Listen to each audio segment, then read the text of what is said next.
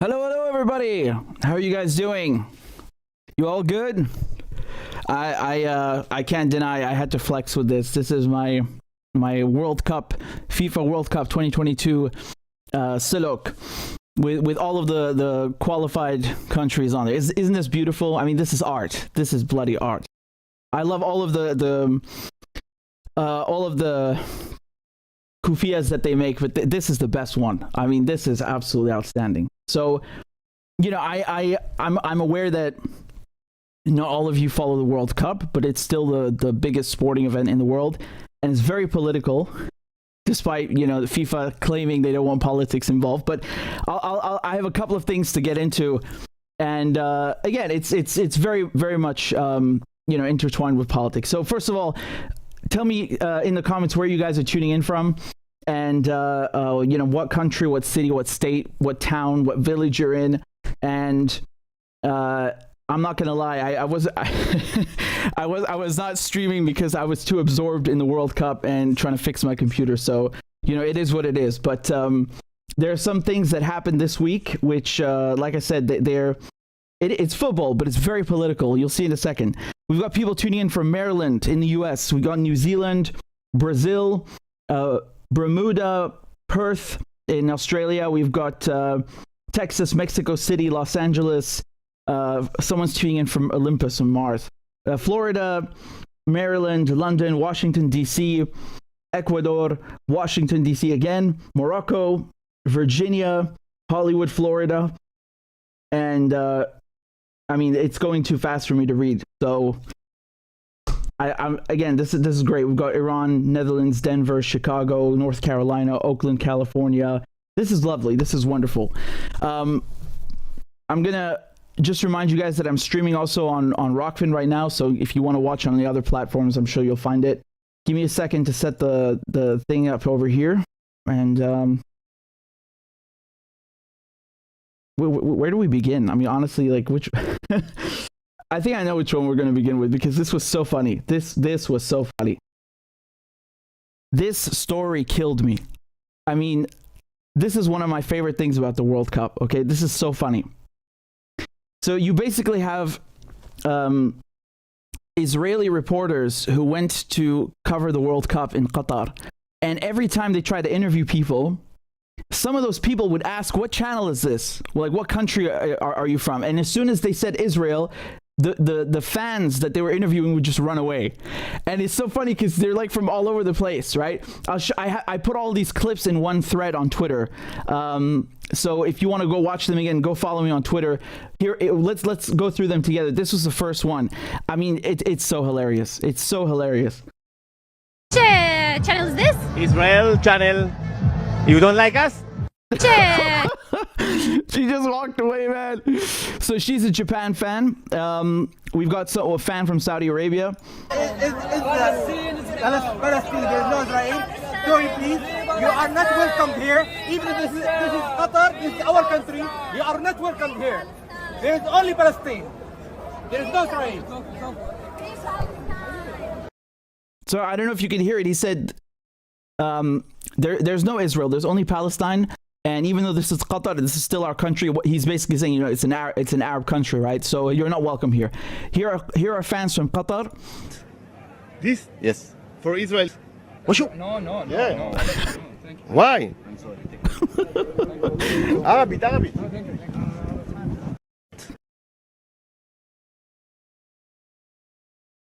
Yeah, I wrote the translation. We are from Palestine. مرحبا. أهلا. أنا من إسرائيل. ما في إسرائيل، في شيء اسمه فلسطين. لا في إسرائيل. فلسطين. في إسرائيل. أمر واقع. من اليوم. Isn't that weird? The first thing he says to him is hi in Arabic, right? It says marhaba, أنا من إسرائيل. Like, why would you say that unless you're trying to provoke people? Like, you're in an Arab country, you've seen someone with a Palestinian flag, and just walk up and say, hi, I'm from Israel. You're trying to get a reaction. I mean, and thank God, you know, everybody is acting with enormous civility and just walking away, right? They say no, thank you, and walk away. They say free Palestine. That's it. But I'll play the rest of the video. Look, We are from Palestine. مرحبا أهلا. أنا من إسرائيل. ما في إسرائيل، في شيء اسمه فلسطين. لا في إسرائيل. فلسطين حر. في إسرائيل. أمر واقع. أمر واقع. أمر واقع. من اليوم ليوم القيامة في إسرائيل. في إسرائيل. في إسرائيل وإمساك السياسي. إمساك السياسي. في إسرائيل أمر واقع. في إسرائيل. عيب عليكم. عيب عليكم. في إسرائيل. Man, this guy's so funny. His Arabic is very good, huh? He says "Ayyub alaykum," which basically means like "shame on you." You know, it's interesting, huh? Here, Morocco fans. We are from Israel. Israel. Yeah. Hey, new friends. What? We have peace. Israel, no Palestinian. Israel, no Palestinian. But we have peace, huh? Peace. You sign peace. You sign peace. You sign peace. You sign. He's saying you sign peace. He's talking about the Abraham Accords. I'm going to get into those in a second, right? This Israeli, he was so spooked. He said he's from Ecuador. He tried to hide that he's Israeli. Look at this. Where are you from? Ecuador. Ecuador. No, this is not Ecuadori language. Yeah, it's Ecuador TV. No, free Palestine. Yeah, free. Where are you from? Ecuador. Ecuador. No, this is not Ecuadori Yeah, language. it's Ecuador TV. No, free Palestine. Yeah, free. Why? he just gave up at the end. He's like, yeah, free. Why not? Why not? God, man, these clips, I mean, they're so funny. There's some other Brazilian fans also. I couldn't manage to put them all together because there's so many, but you know, I tried to make the most of the thread, and it's funny because you have you know, some people that look at this, not a lot, right? Like not a lot, but you have some people look at this and say like, oh, you know, they're harassing the Israeli reporters. Well, that's not true, man. This is the Israeli reporters. I just played you the video. I'm walking up to them and saying, "Hi, I'm from Israel." They're trying to get a reaction out of them. You know, they're literally making a point to you know, to get that across to the fans. They know full well what the reaction is going to be. And you know, if you want to talk about harassing journalists and reporters, I can show you the treatment that Arab journalists get in occupied Palestine in Jerusalem. This is just last week. This is just last week, right? So we can compare, you know, apples to apples. So this is Leila Ode. She works for France 24, the Arabic version. So France 24 is a French channel, but they have an Arabic version. And she's reporting from Jerusalem. And these Israelis, they start harassing her. So they it's not like, oh, we don't want to talk to you, and then they walk away. No. She's not even talking to them. They just like surround her. They start blocking the camera so she can't speak, and then they say death to Arabs. They're chanting death to Arabs while she's live on the air. Look at this. نعلم פיגוע של הערבי, זה פיגוע. نعلم بأن هذه سليخة نحن بالشدور يشير. So she's reporting in Arabic, but she's answering them in Hebrew. אתה معبر لي. זה פיגוע של הערבי. זוז מפה. לא רוצה זוז מפה. כל הערבי ירוחו לרשע. כל הערבי ירוחו לרשע. כל הערבי ירוחו לרשע. Now he's talking to her in Arabic. He's saying all Arabs go to Russia. What? זוז מפה. לא רוצה. والله. לא רוצה. וואלה, לא רוצה. אני בעבודה. לא מעניין אותי. אתה מפריע אותי. לא מעניין אותי. יאללה זוז מפה. בלغتنا العربية. מוות לערבים. מוות לערבים. سنعود إليك. They just called her a whore. I heard Sharmuta in there, right? They called her a whore, and they're saying death to Arabs. I mean, look at the difference. You want to talk about disrespecting journalists? Look at how Israelis treat Palestinians and Arabs on their own land, right? That there's no comparison. I don't need to remind you also what happened to Shireen, right? Because you know, they killed her and then they attacked her funeral, right? Do I have to play the clip? Here's the clip. That's it. That's all I'm gonna say. It speaks for itself. And I think this is really interesting, these videos, because and the Israeli, he brought up the peace accords, right? This is very interesting because it shows you again how there's a disparity between the people who signed the Abraham Accords and the people living there, right? just because Bahrain and the UAE signed, these accords with Israel doesn't mean that people there in Bahrain accept Israel. They don't. When the Israeli foreign minister was visiting, they came out and protested, right? Say you're la ahlan wa la sahlan, you're not welcome. And in Morocco, Morocco didn't sign them, but you had at the same time Sudan and Morocco also kind of making their relationship with Israel. Although again, I will be clear here, this is on a state level, not popular level. That became a bit more apparent. And the funny thing is, the Israeli diplomats in Morocco, people disliked them so much they couldn't even find an apartment to let, right? Because they need apartment spaces for the embassy staff, they need for the embassy itself, all these things. So they could not even find an apartment. No one, as soon as people found out they're Israeli, they didn't want to let them an apartment because they're not okay with what Israel is doing to the Palestinians, and they don't want their country to have ties or normalization with Israel. So, this is like a slap in the face. It's like waking them up. It's like, yeah, you may have signed this piece of paper, which doesn't mean anything, but you go and speak to the people, they don't like you. And they don't like you because of what you're doing to the Palestinians. And you know that because you saw all these people, they're not Palestinian. And what do they say? Free Palestine. So there's this common belief. And some of them are not even Arab, right? You have Brazilian fans, you have Japanese fans saying the same thing. We don't want to talk to you, and free Palestine. So this is really, really important. I bet you they're not going to cover this on CNN, right? They're not going to show you the real news. They're not going to show you that part about the World Cup. And just as a last note, this is the first time an Arab country hosts the World Cup. Now, Qatar does not have ties with Israel officially. They do have ties under the table. What they did do this time for the World Cup in 2022, they made an exception. They said Palestinians and Israelis, because Palestinians are living under Israeli occupation, they can come to the World Cup, but it's an exception. Right, so as soon as the World Cup is over, you can't come to Qatar as an Israeli, and you'd be lucky if you could come to Qatar as a Palestinian. Lucky, meaning the Israelis actually let you leave. Palestinians don't have passports; they don't have freedom of movement, so they're stuck. And another interesting thing is if you go on the FIFA website and you look at, so this is the official FIFA website, and you look at the sales section. Israel is not listed, okay? So they have, it's divided by continents and regions. And if you look at Asia, Middle East, there's no Israel and there's Palestine mentioned there, right? Because usually it's nice to see this because usually it's the other way around. You'll have Google Maps or you'll have,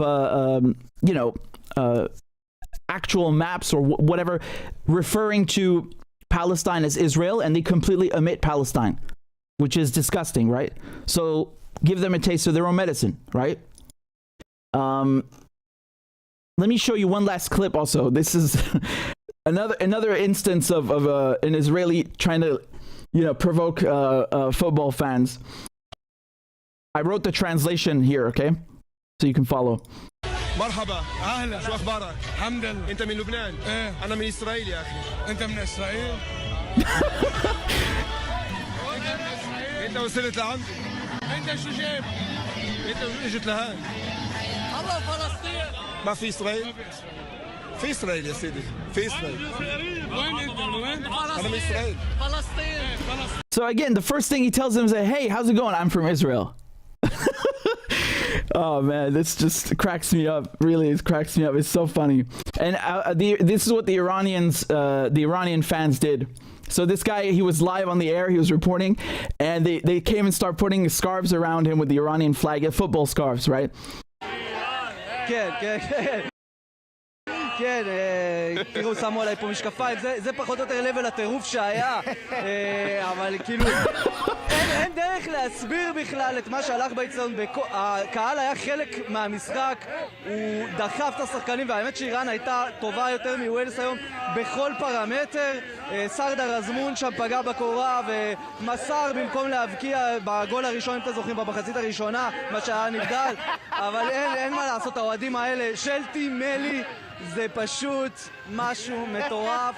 ושוב אני אומר, מונדיאל במזרח התיכון, you can hate it or you can love it, אבל אין דבר כמו מה שהולך עכשיו באחמד אלנעלי. תראו איזה מצב הגעתי. אורי, בא לי לשאול אותך עוד שאלות כדי שנמשיך לדבר וימשיכו לשים עליך פריטים ומרצ'נדייז וצעיפים וכובעים, אבל אנחנו צריכים להמשיך. תודה רבה. Honestly, man, that was funny as hell. It's almost wholesome. It's almost wholesome. Yeah, even the Israelis are laughing at it. You see the difference between this and Israelis like surrounding a reporter and yelling "death to Arabs"? Do you see the difference? It speaks for itself.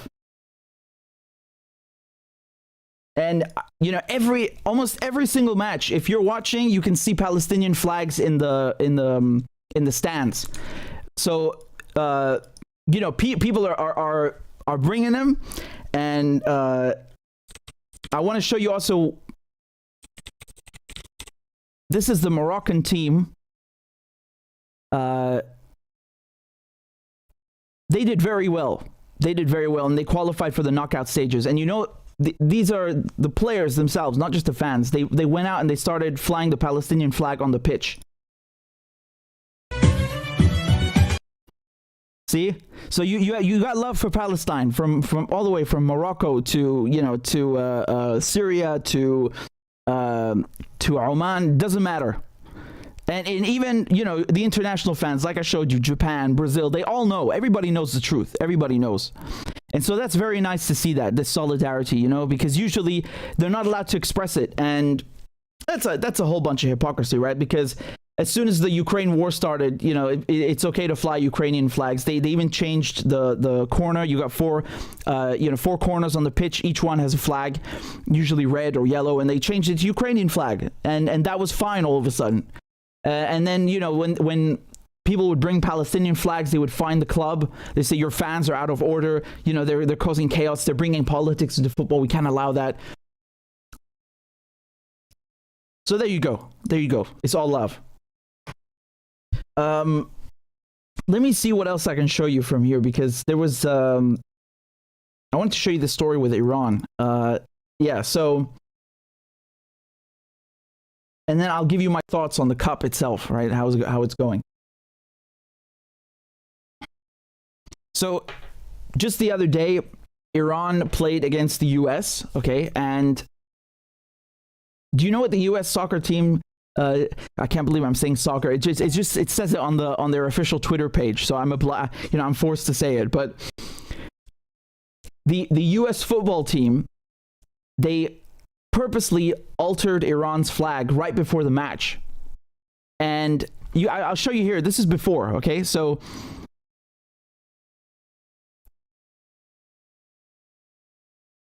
this is a few days ago. Right, they were announcing on Twitter the match, and they removed the emblem in the middle of Iran's flag, which says God, which says Allah.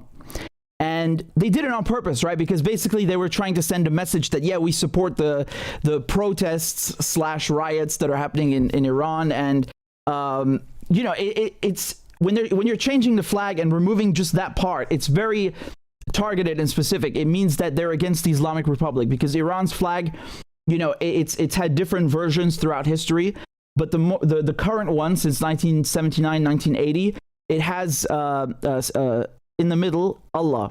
So it's stylized, right? It's this part.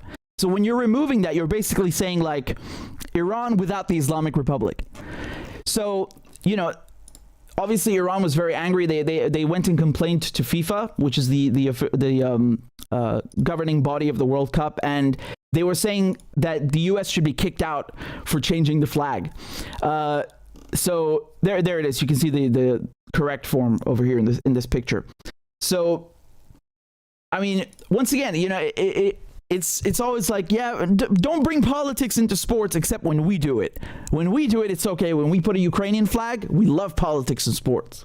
When we talk about, changing the Iran flag, we love politics in sports. But if you bring a Palestinian flag, yeah, okay, we get the double standards, fine. So the U.S. team before the match, not even 24 hours, they succumbed, and they changed it from this to this. They put the correct flag back and they deleted all the tweets. And I mean, that was just pathetic. Why did you bother doing it in the first place? I mean, I'm not okay with it, but, you know, if you're going to take a stance, at least have the balls to go through with it. They didn't have the balls to do that. They just like bent over and like, you shouldn't do it in the first place, man.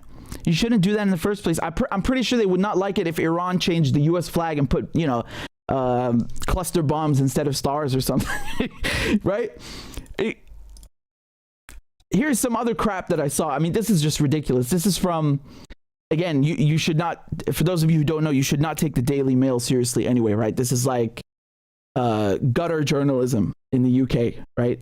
But anyway, I just want to show you something, because there was a story about how before the match started, the Iran players, they were refusing to sing the national anthem. And the media took that and they were like, oh my God, do you see how those brave players, they're sending a message, right? Their refusal to sing the anthem means that they are supporting the protests in Iran. That was the message in the media. And then a few days later, it became the opposite. Here it is.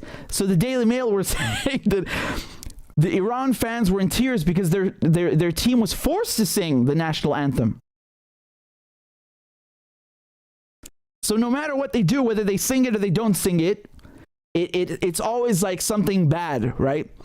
I don't know what to make of this. I mean, you know, usually when you see Daily Mail, you should just ignore what it says, but this is just pathetic. It's such a blatant contradiction. Here's another one, right? This is from CNN.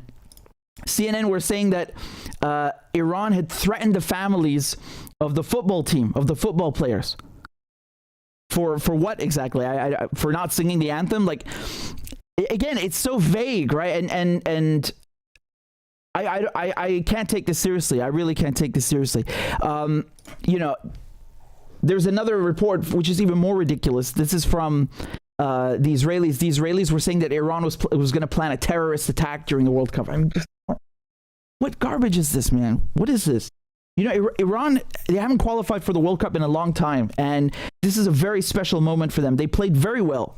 They played really well, man. They beat Wales 2-0. I mean, that was insane. I saw those goals. It was in the last 2 minutes. They scored both goals in the last 2 minutes. Just slap in the face, man. Slap in the face. No one expected that. And then against the U.S., they played really, really well. They played really hard. They played really, really hard. And I want to show you something. I thought this was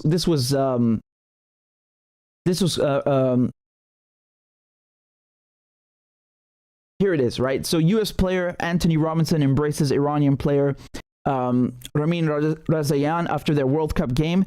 This goes beyond sportsmanship. It's a reminder that people are more than politics and government. So in the end, Iran did lose against the U.S., so they didn't proceed to the knockout stages, so the round of 16. But still, you know, there's humility, there's sportsmanship, and that's what counts.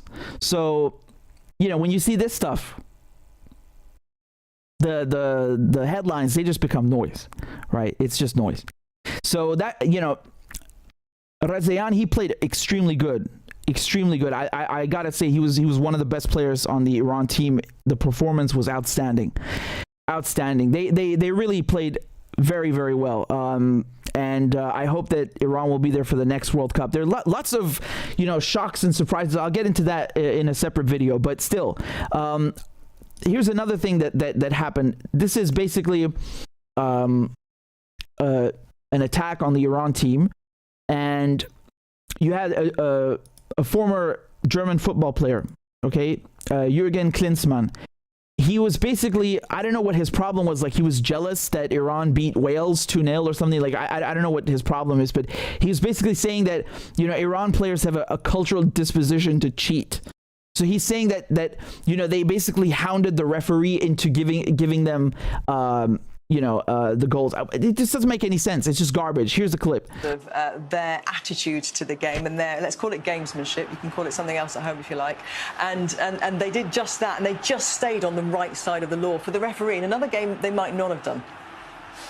Yeah, that's their culture. That's their way of doing it, and that's why Carlos Queiroz, he fits really well the Iranian national team, and that's he struggled in South America. He failed with Colombia to qualify, then he failed with Egypt to qualify as well, and then he went back right before the World Cup now and guided Iran, where he worked already for a long time. So this is not by coincidence. This is all purposely. This is just part of their culture. That's how they play it. And they work the referee. You saw the bench always jumping off, always working the fourth the linesman and the fourth referee on the sideline. Constantly in their ear. Constantly in their ears. They're constantly in your face on the field. I mean, is this guy a fucking doofus? This guy's a football player. Every fucking person on the pitch is in the referee's face over everything, over every fucking action and decision. They're hounding the referee. That's not something specific to the Iran team. What kind of a clown says this? Every single club and national team does this. Whether it's a friendly match or it's a cup. Does this guy even know what sport he made a career in? What a moron. You can go pick any football match you like. The players hound the referee because they're pissed, and they want to get the indirect. They want to contest that offside decision. They want to contest this foul. Every goddamn player from every team ever. What's new about that? There's nothing new about that. Kiefer Moore probably will tell you lots of stories after this game today. He had a lot of little incidents that we did not even see out here. This is their culture, and they kind of make you lose your focus. They make you lose your concentration and what's really important to you. And then they take you off. European ref would have been different. Big difference with another referee, the Guatemalan referee, and I've worked for the US for 6 years. They went to Guatemala, Honduras, Costa Rica, and this fits their culture. But it's the nature, isn't it? Yeah, they kind of work it out. They have 5 people around them. They talk it out. The linesman was from Wales. Well, his name was Wales, but he's from Trinidad and Tobago. But that didn't work for them. So let's say it did not play in the hands of Wales. Just a minute before. I don't know what to say. I think he's just jealous that Germany sucked so bad. But to be fair, this was a few days before they got knocked out, but they were bottom of the group anyway. So it's just another salty German. I'm sorry to say that. No, seriously though, this guy should know better. And he named the coach by name which elicited its own response, right? So he personally called out the coach for Iran's team, and give me a second. I'll try and pull up the response on Twitter. It was a big thread, right? It was a big thread. So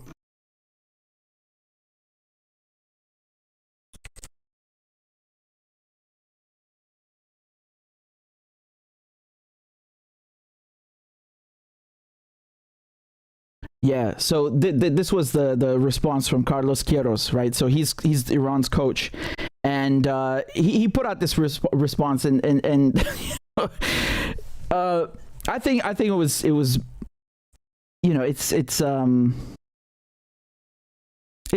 a good response. It was very straight to the point, and he said, "quote No matter how much I can respect what you did inside the pitch, those remarks about Iran culture, Iran national team, and my players are a disgrace to football." It's true. It's true. Once or twice, I'm willing to forgive it because maybe this guy, English is not his native language. You might have a word that exists in French and German and English, but it has different meanings when you switch languages and registers. But he said it several times, and he's very clear what he's saying. He's not implying. He's saying it explicitly, right? He's saying that they're basically they don't know how to play, so they hound the referee. Again, that's disgusting because Iran played very well. A lot of teams, this year were not quote unquote favorites delivered huge blows, huge surprises. Like Saudi Arabia beat Argentina 2-0. Japan beat Germany. What was it, 2-0 as well, or 2-1? Come on, man. Who could have predicted that? And Iran beating Wales 2-0. Respect that. You should admire that. You should be like, shit, these guys, they exceeded any expectations. They did magnificent. And instead, he starts bitching because he's jealous of them. I mean, that's just petty. That is petty, Anyway, I just wanted to show you these different, political dimensions to the cup because it's sports, but FIFA is a is an extremely political organization. The World Cup is extremely political. And you can see how everything spills over into onto the pitch, regardless of whether the players are, saying anything themselves or not. I will say one thing though. Iran's first match, what was it, against England? It was 6-2, I think. So that, I think. I mean, I'll be honest with you. I feel bad for the Iranians, but it was nice to see England not suck for once. I'm used to them sucking, so that was actually nice to see them score goals. But you saw the next match when it was England versus US, they did shit. It was a tie. I think it's 3 times England played US, and every single time at the World Cup, right? And every single time it's a tie. I mean, that's pathetic. That is pathetic. They should have mowed down the US team. They should have demolished and destroyed them on the pitch. These guys that play in the English team are fucking Premier League. They play in the biggest top clubs in the world, right? They're playing either in Spain or they're playing back in England at Chelsea and Arsenal and Manchester United. And they can't deal with some American players. No offense. I mean, the US team are good, but, there's a difference in caliber here, right? There should be. The paychecks, at least, right? Anyway, we'll see what happens. But I just wanted to talk about what, this specific dimension with Iran. So,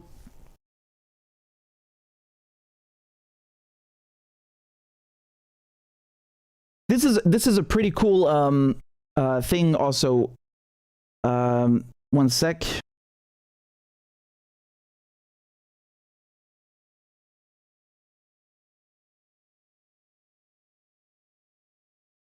So this is also from the World Cup, and this is very wholesome, very cool. The Japanese, they not only performed very well, but their fans have basically been going around and tidying up the stadium before they leave. And even FIFA posted this on Twitter, right?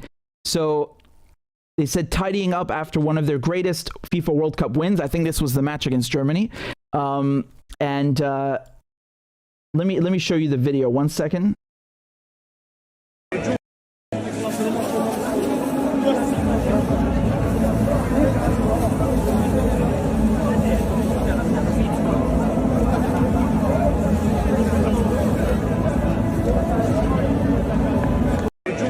That's really great. I can see, by the way, the seats are in the flags of the, in the colors of the Qatari flag, and this had a ripple effect. You had other fans that basically looked at this and they're like, yeah, you know what, we're gonna start doing that too. Football fans from other countries have started to follow the Japanese example of cleaning up the stadium after a match. So those are French fans.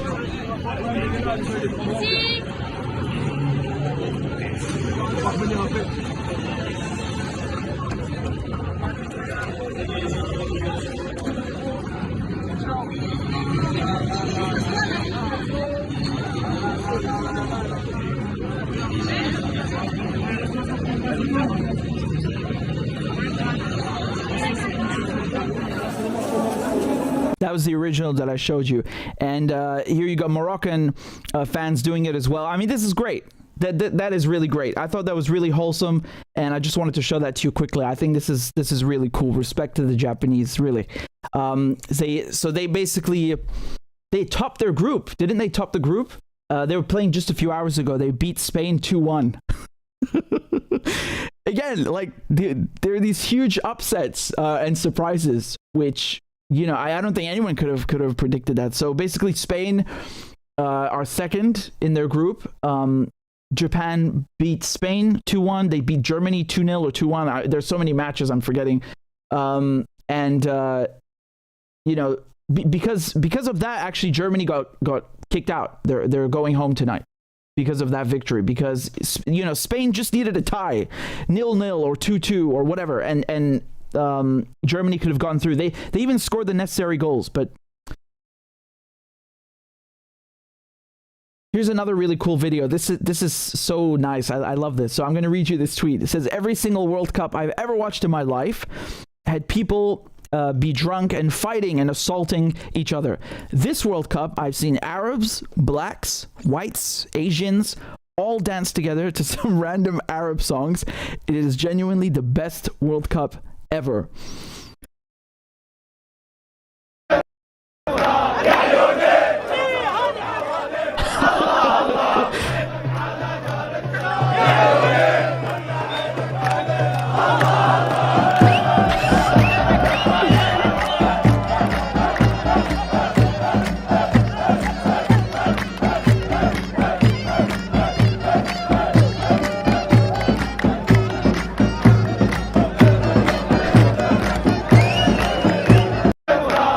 That's amazing. That amazing. I love it. All right. Before we move on to the next topics, let me give you some of my let me read to you some of the super chats. You guys have been kind enough to send in some donations. So I also see we've got 800 people watching. Please make sure you've pressed the like button. It helps promote the stream. Just give me a second to find these super chats because they've disappeared up somewhere. So, okay, we've got a donation here from Rebels. Thank you very much, Rebels. I appreciate it. We've got one from Doug. Doug says, interview Ryan Dawson, banned on fake Twitter. And Jen says, I'm assuming you mean Kanye West, is going crazy on Twitter right now. Marvin says, good to see you, Richard, you narrative buster. Love your insight. And Jen says, morning, I believe. Well, it depends where you are, but I appreciate that very much. All of you, you're very kind, and I'm going to dissect these issues one by one. Man, that thing with Kanye West is just fucking... Give me a second. We'll get into it. Oh, God. Hold on, let me pull this up. I mean, this is oh God. Oh man. Okay, I'm just gonna finish with the football. Let me finish with the football. Okay, let's just kind of dissect this because it needs dissecting, and let's look at the current standings because you know the group stage is basically over, and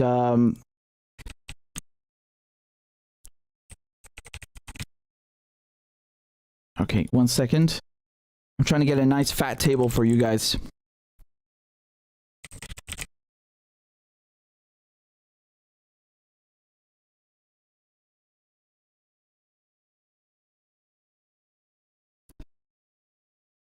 Okay, this looks pretty comprehensive. Yeah, let's go with this one. This looks pretty good. So let me just give you my thoughts on the World Cup in terms of sport. You know, it's funny because I had to fix my computer, but at the same time, you know, I was absorbed by the World Cup, and I just started like tweeting updates about the match, and I was like, well, you know, why not, right? I'm a journalist, mostly politics, right? But I can also do sports. Why not?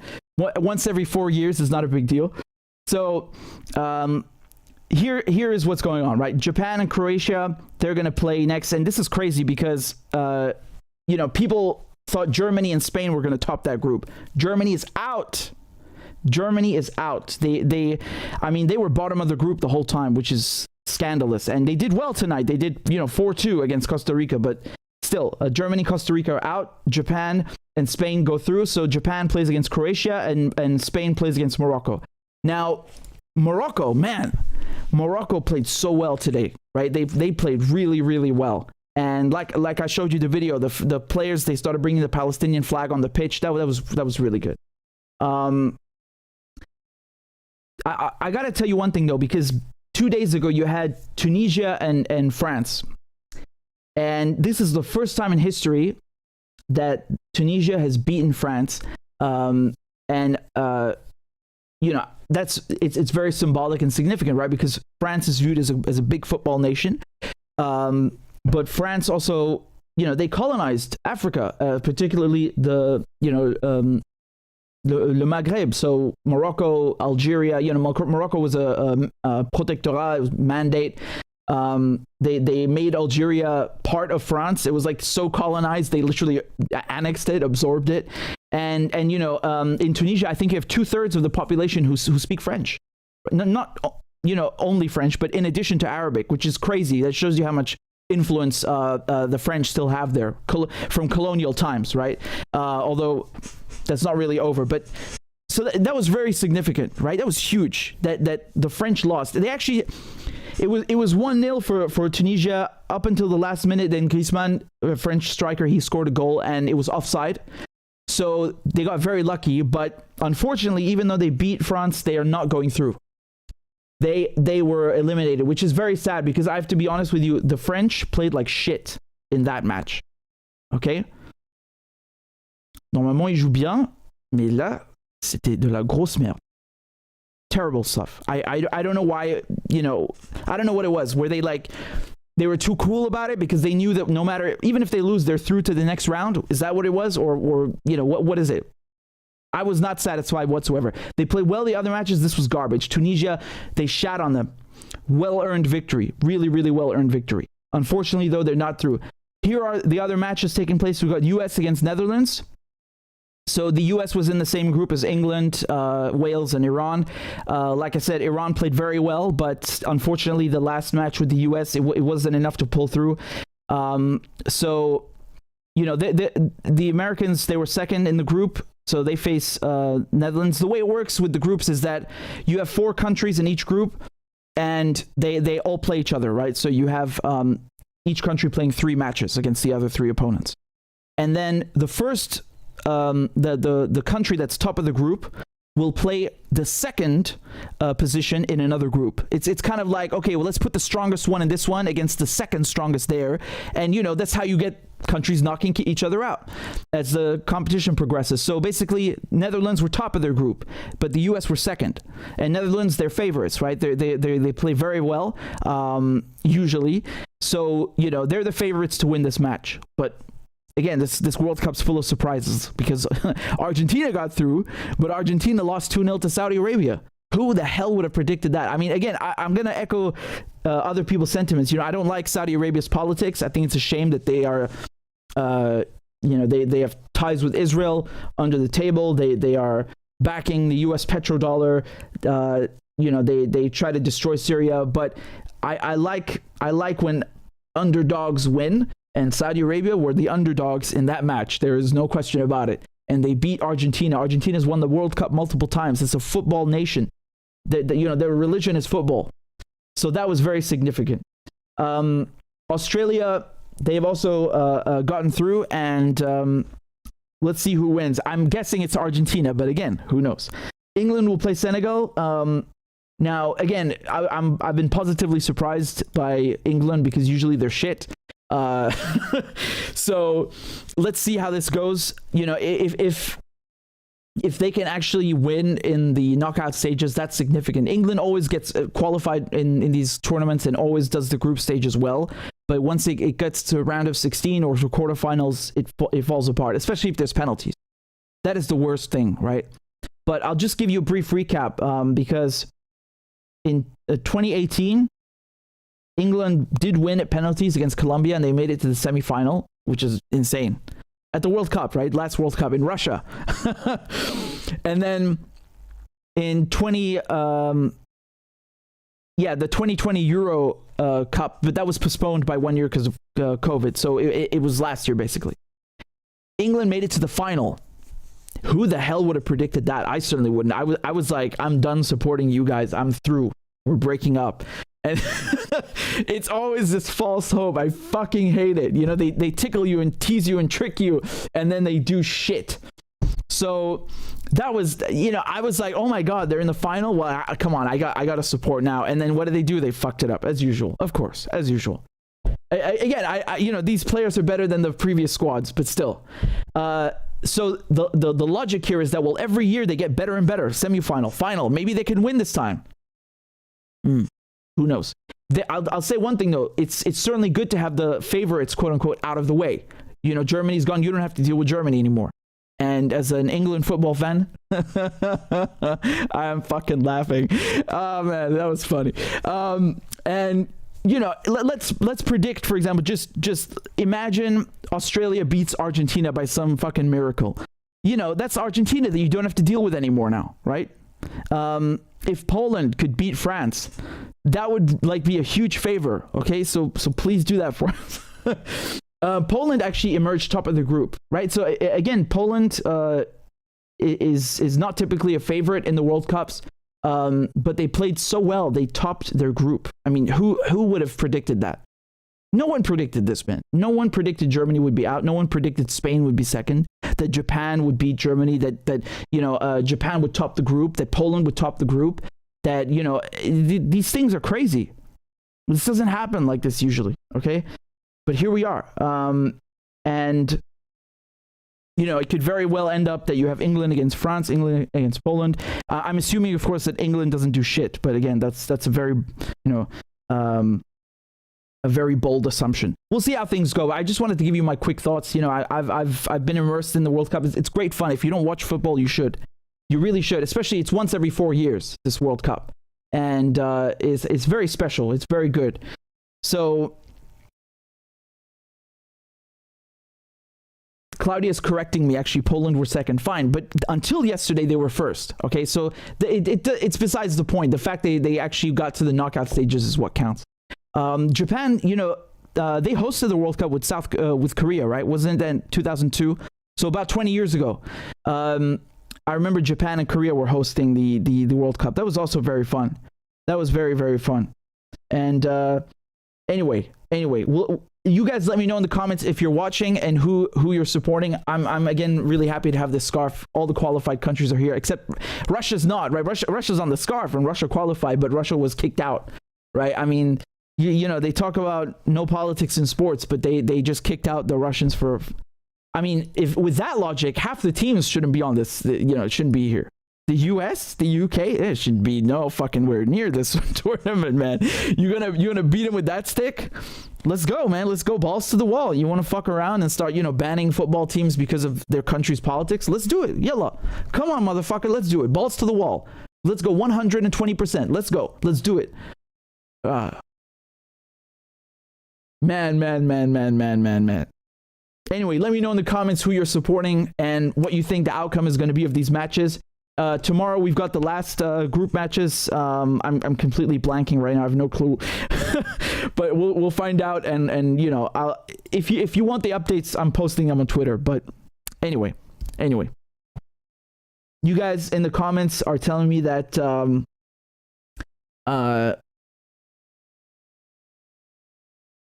one of you is saying Brazil is going to win and Messi will retire without a World Cup.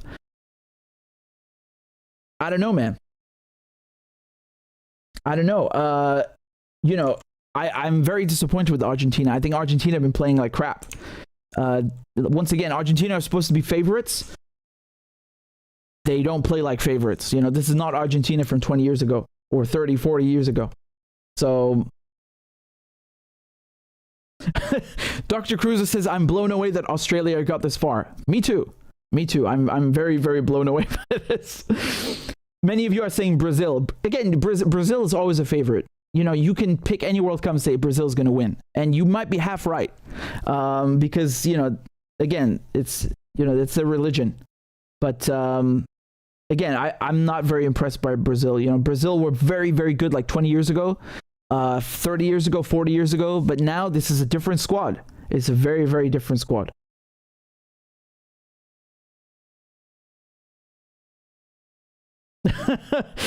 One of you saying they literally made the Hitler Olympics, but no Russia in the World Cup. Yeah.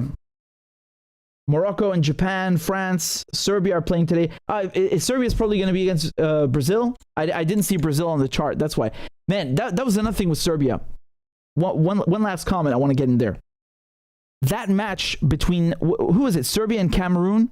Let me double check that. It was Serbia and Cameroon, wasn't it?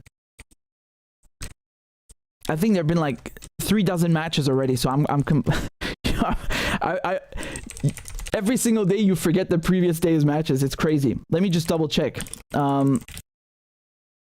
Yes, it was Cameroon. Okay, so let me just give you my thoughts. That shit was wild. Serbia and Cameroon. Man, at the beginning, it was 1-0 for Cameroon, okay? And then all of a sudden, Serbia make it 3-1. So they're now winning the game. And then in the last moment, Cameroon scored 2 goals and it's 3-3. So you had 6 goals in this match. I love that. I fucking love that when you have so many goals. It's beautiful. But that was crazy. They played so well, both of them. They really played well. But especially Cameroon. That was really, really a good comeback. Well done. Okay, we didn't move away from politics, but let's go back to politics. So let me just set this up for you over here. I'm afraid I have some double XL cringe for you. I mean, this shit is just, wow.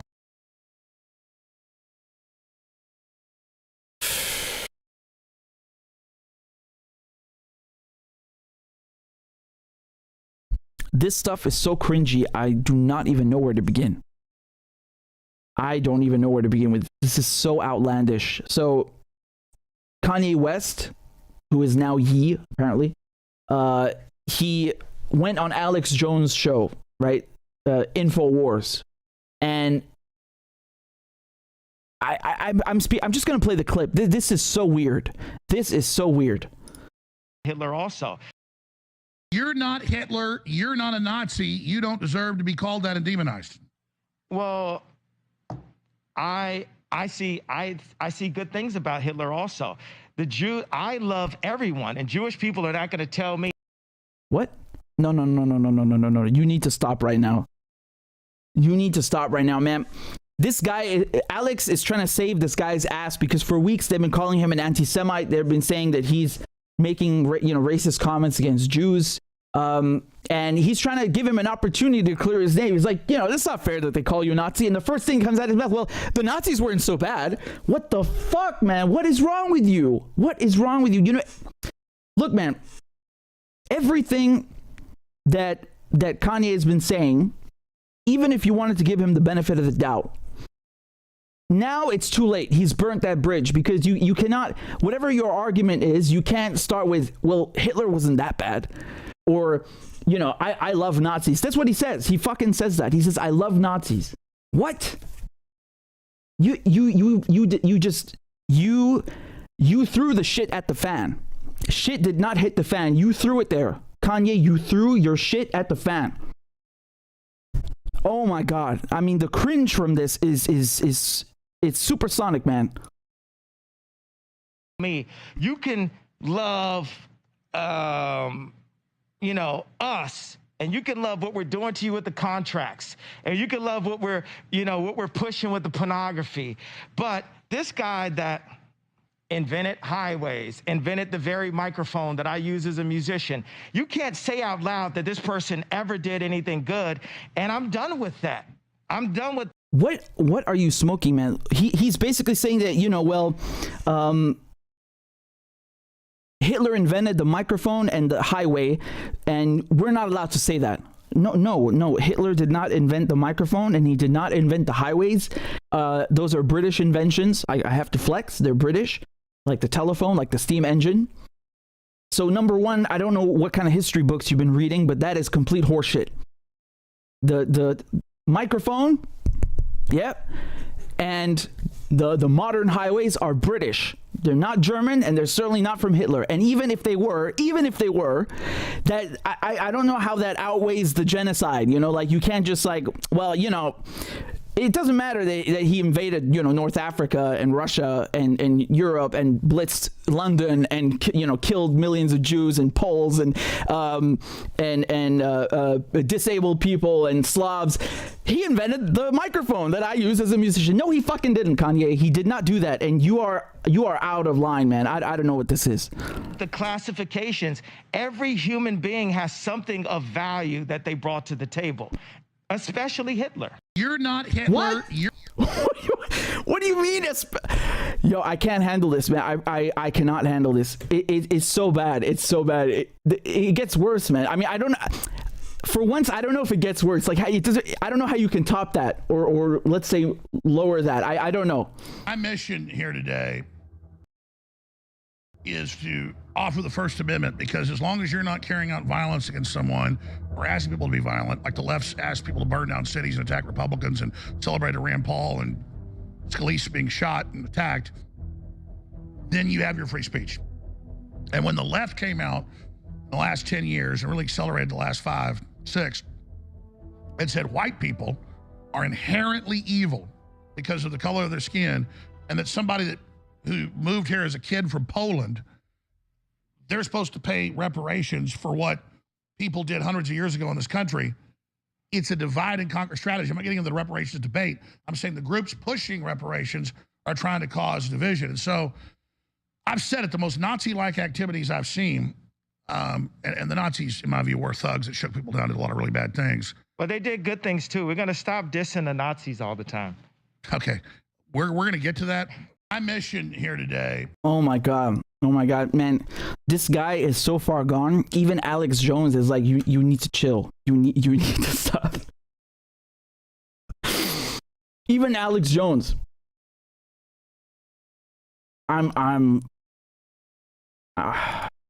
Say like you like the uniforms, but that's about it. There's a lot of things that I love about Hitler. A lot of things. Hey, say like you like the uniforms. Oh my God! Oh my God! Oh my God!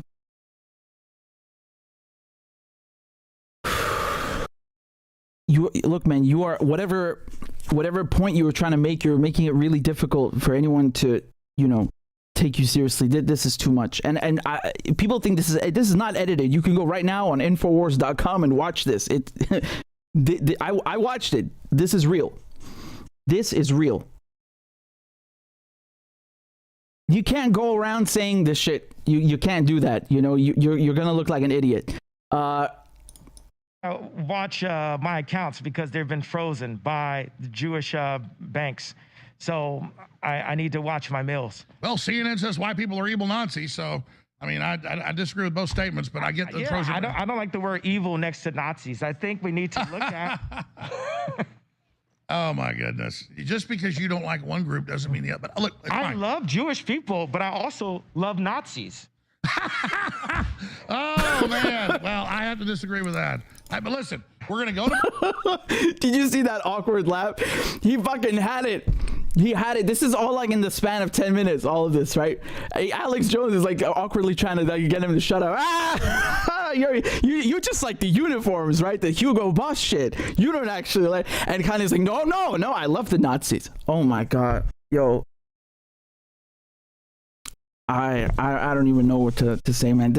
Even Alex Jones was trying to like tell him, well, my grandfathers fought in World War II, and one of them got shot down over Italy, and he's basically telling Kanye that both of his grandfathers were injured fighting the Nazis in World War II. And he's saying the Nazis are not cool, and the guy he just like cuts him off like, no, they were very cool, Alex. Yo. This you can't salvage this, man. You can't salvage this. I mean, even I want to make a point here, and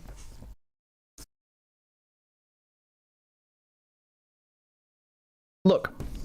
By the way, my grandfather also fought in World War II against the Nazis, Royal Air Force. So, and Alex was saying his grandfathers were in the Army Air Corps. Back then, you didn't have a U.S. Air Force; it was the United States Army Air Force, right? So USAAF.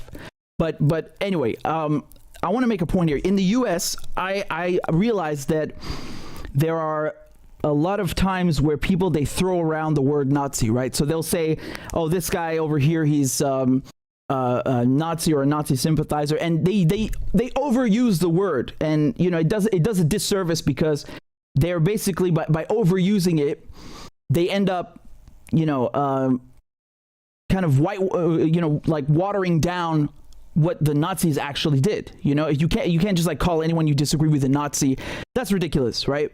And on the flip side, I don't know if Kanye West falls into this category, but on the flip side, you have people who don't even understand what the Nazis were. They're so ignorant, they think it's a joke.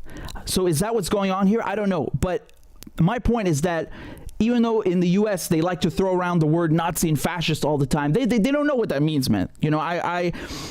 I went to school just a few hours away from where a concentration camp was. I went to school with people who lost a family in the Holocaust. So I'm very aware of what fascism is. I'm very aware of what the Nazis did. And because people in the U.S. they don't know this, they're so far away from it geographically. They end up being ignorant. They think Nazis are people with jackboots on a TV screen. No, it's much worse than that. It's much worse than that. So don't just fucking throw this term around. But when Kanye West is going on screen and act like explicitly saying I love Hitler, I'm sorry, man, but now you gotta people are gonna call you a Nazi, and they're probably right because you just said that you love Hitler. What I mean. These clips are so fucking cringy. I'm speechless. I don't even know what to make of this. People want to say, oh, he's mentally ill. No, man. Being mentally ill, does not make you say you love Hitler. This is something else. this is something else. This is just cringy as hell. This is so bad. And there's again perhaps a difference in opinion and upbringing here, but in Europe, especially countries where the Nazis were in power and where the Holocaust happened, you cannot say shit like this. You will go to jail. You will be fined. You will get in trouble for saying shit like this. And having free speech is one thing, and I don't understand. Having a First Amendment doesn't mean you have to use it and say dumb shit all the time. Okay, that's my point. And I know there are people who want to look at this and say, well, he's free to say that. Yeah, perhaps in America, but is this really the best use of the First Amendment? What point are you trying to get across here? I don't understand this. I really don't understand this. This is so ignorant. And I understand one point that he was trying to make, how the media are after him. Okay, fine, but why did you just hand them a loaded gun? Like, if what you're saying is true, that you're being persecuted by the media, why did you just hand them all the ammunition they need to take you down? Now they're all, go look on Google, Rolling Stone magazine, Vice, BBC, they all have fucking headlines from the last 3 hours saying Kanye West says he loves Hitler. You just gave them yourself on a silver platter. You fucked yourself. You burnt your last bridge, man.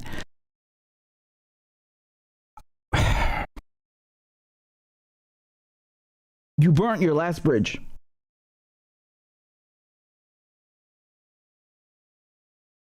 I want to show you something over here. And again, I need to confirm whether this is true because it was deleted. But I'm hearing a report that Kanye West, he posted a Star of David, which is the Jewish star, right? With a swastika on top of it. I mean, what are you doing, man? What are you doing? I mean, you definitely go to jail for that shit in Germany or Austria. That's like you going to a Jewish cemetery and putting a swastika on a grave. What are you doing, man? What are you doing? And I want to be clear about something, because they start talking afterwards about Palestine very briefly, and I'm going to play you that clip in a second. But this. I don't get what Kanye is trying to achieve here. He's just like randomly blurting out offensive shit. It's not very constructive or intellectually stimulating. I don't know what the point of it is. Let me play you another clip from this interview, or whatever you want to call it. He'd be pissed. Or what if I had 10% of that 800? How big was the deal that he did after he got out of? So what you're saying is we need reparations from Hollywood. We need the Hollywood elite that have almost all the money. They need reparations to America. Wait, I want to talk about how Jared did that first deal. You hear what I'm saying? With Netanyahu. All right, go ahead. Yeah, he got billions. And right, so he's talking about Jared Kushner, Donald Trump's son-in-law, doing the deal with Netanyahu, who's the Israeli prime minister. And this is interesting, but still. 666 Park Avenue. He'd be pissed. Or what if I had 10% of that 800? How big was the deal that he did after he got out of? So what you're saying is we need reparations from Hollywood. We need the Hollywood elite that have almost all the money. They need reparations to America. Wait, I want to talk about how Jared did that first deal. You hear what I'm saying? With Netanyahu. All right, go ahead. Yeah, he got billions. And this is something that was covered in the Wall Street Journal. Jared Kushner brokered the Abraham Accords with Netanyahu. And before Trump was even out of office, they were arranging for how Kushner could take a massive fee from. Okay, but separate from Kushner getting money, I don't like Kushner. He glows in the dark. He's creepy as hell. But I mean, that's a good peace deal to get the Arabs and Jews to quit killing each other. I mean, I agree with you to some extent. But don't. I mean, actually, that's a pretty. I said that's something good Kushner did. I mean, I don't like Kushner, but he did it for the money. Mm-hmm.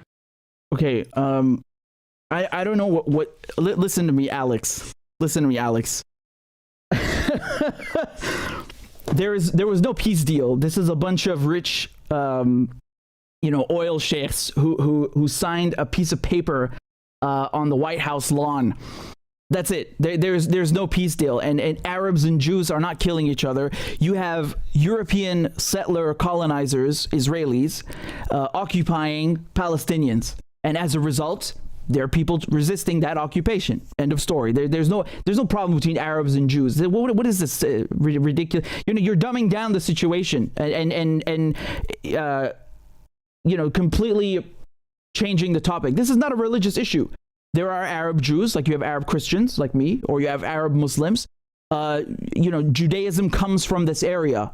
Christianity comes from this area. Islam comes from this area. All these great religions, these three great religions, were spawned in this area. So obviously, these people have been living with each other for thousands of years in harmony. There's no problem. You have a Jewish quarter in Damascus. You have Jews in Iran, Jews in Morocco.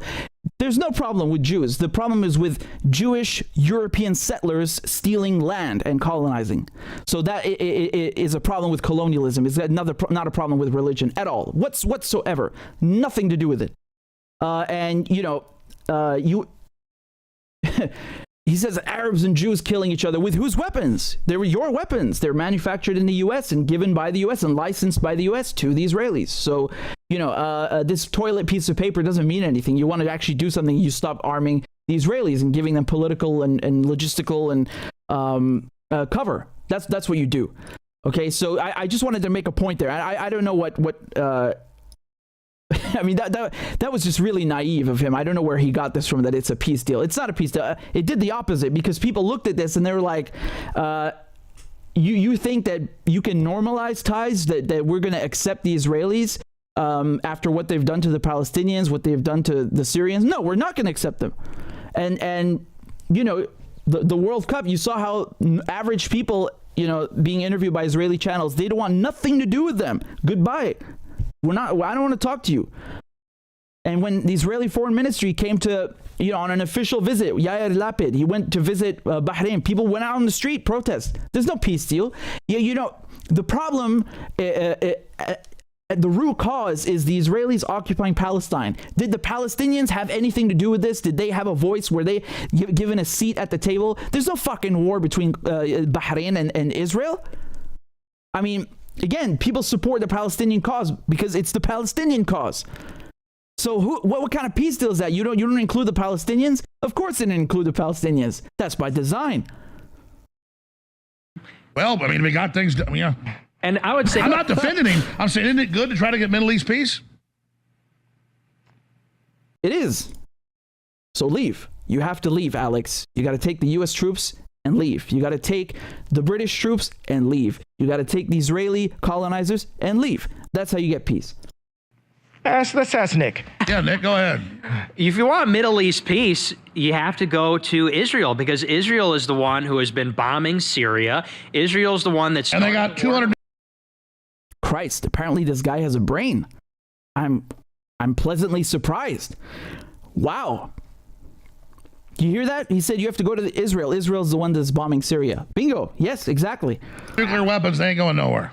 Exactly, and that's why they killed JFK and RFK, was because of they were trying to get their WMD program off the ground. Okay, I don't know if this is true, if the Israelis killed JFK. I mean, you have people want to blame Israelis for every single thing. Let's stick with what we know, man. You don't have to go reaching for the moon. No pun intended, because JFK said we're going to go to the moon. You don't have to go to JFK to criticize the Israelis. What the Israelis are doing in Palestine is enough.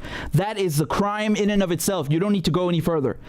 You can, of course, bring up the USS Cole. That's another very poignant example. And I'm